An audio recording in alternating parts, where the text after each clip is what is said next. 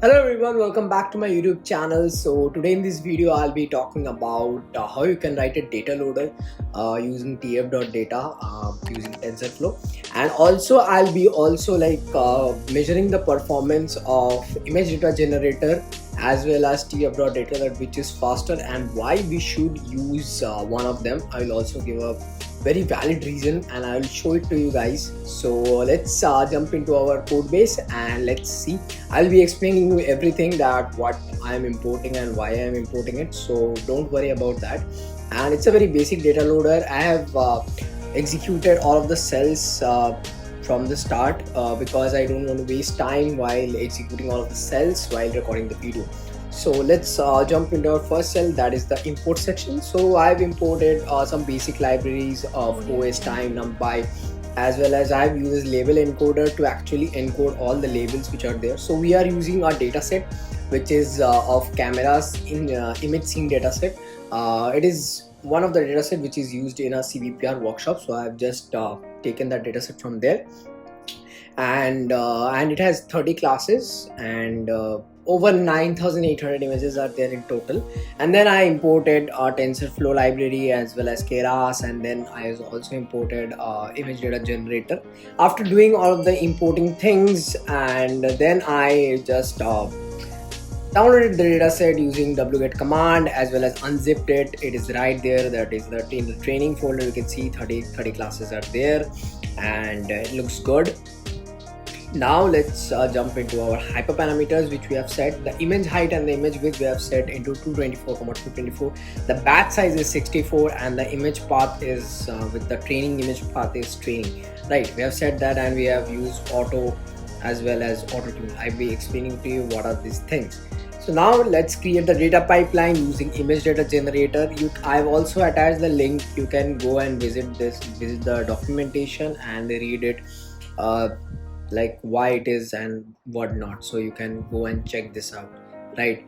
So now let's see that how we are creating the data pipeline using image data generator. So I'll be creating an object of image data generator using data gen. Then I'll be mentioning the augmentation type. The rotation range should be 20%, then the width shift range and all of the stuff. I've given all the meaning of that. You can go through it and all the stuff. I want to horizontally flip the image as well as vertically flip the image and all of the stuff. After doing that, I'll be using that object to get the images from the directory and store it to the train gen. And I'll be mentioning the image path which is there in the hyperparameter I've mentioned before. And then I'll be giving the target size. Actually the images will be resized into 224,224, and then the batch size is 64 I've mentioned above. Then the color mode is RGB because it's three channel image, so it will be RGB. If it is two channel image, that is gray and black, black and gray, then it would be grayscale. And the class mode is categorical because we have 30 classes. If it's consist of 2 classes, then we'll be writing binary. So these are things, and after executing these cells, then you can find that that the data generator has found 9,897 images belonging to 30 classes. So it has done everything. Now we'll be using the data pipeline, or we using tf.data. So first I'll be parsing over the every image and getting the path of every image like this, you can see. And then I'll be getting the class count, that what is the class count, that dog has 502 images, then portrait has 309 images. So I've just got labels as well for each of the images, and then I just used a label encoder to actually encode all the labels. I've not split the dataset into 2 parts. Yes, I just want to show it to you that how much time it takes for 9,000 images almost. So I'll be showing to you guys. After label encoding the encoding the labels, you can we have to convert the data into TensorFlow dataset objects. Like this, we can do it like tf.data or dataset. From tensor slices, we have to pass the image paths as well as the corresponding labels, encoded labels. After, you can do it, and you can also read it from here, that what does it means and all of the stuff. Everything is there in the documentation, right?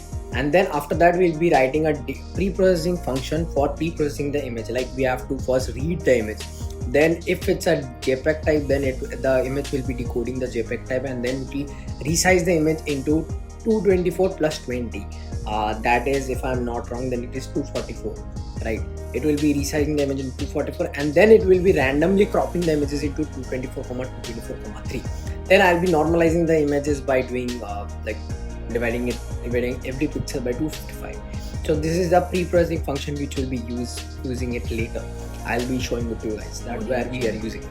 After that, we'll be using data augmentation. In data augmentation, we can do a hell lot of stuff, but in this one we'll be like just randomly flipping the images into horizontally and vertically, and then we'll be like using random rotation, then random zoom, and all of the stuff you can see to it. And then we are naming the sequential thing as data augmentation layer. And then this is the main pipeline for the training pipeline. You can see that the train ds, and then we are actually shuffling the data set into batch size, that is 64 into 10, that is 640, and then we are mapping each of the images into the pre-processing image, and we are doing batch wise, and then we are actually generating the batch, and then we are applying the augmentation batch wise, and then we are prefetching it. So the prefetching means that it will actually make sure the next few sets are ready for going into the pipeline. So this is the thing. So I guess I've said that these are actually going through batch wise. So this statement is not going batch wise, it is going single wise, but this augmentation layer it is going batch wise. The images are augmented batch wise. After doing that, I've actually I've actually displayed the images, that the training samples you can see. So here are the things. And after that, I'm measuring the performance, right?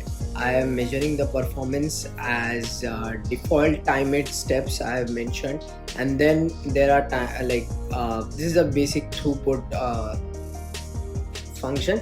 And after going through that, I'm seeing that it is taking 926 seconds to actually head over to all of the images.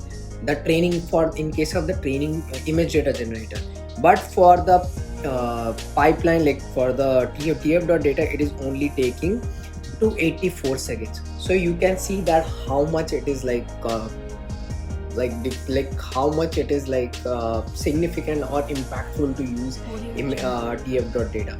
So I've shown you that how you can use tf.data, and I hope that you guys will use it in your future projects, because image data generator is a bit old concept. Now tf.data is actually ruling, and also in the future videos I will also make videos on tf records and all the stuff, where you will see that tf.data is heavily used there.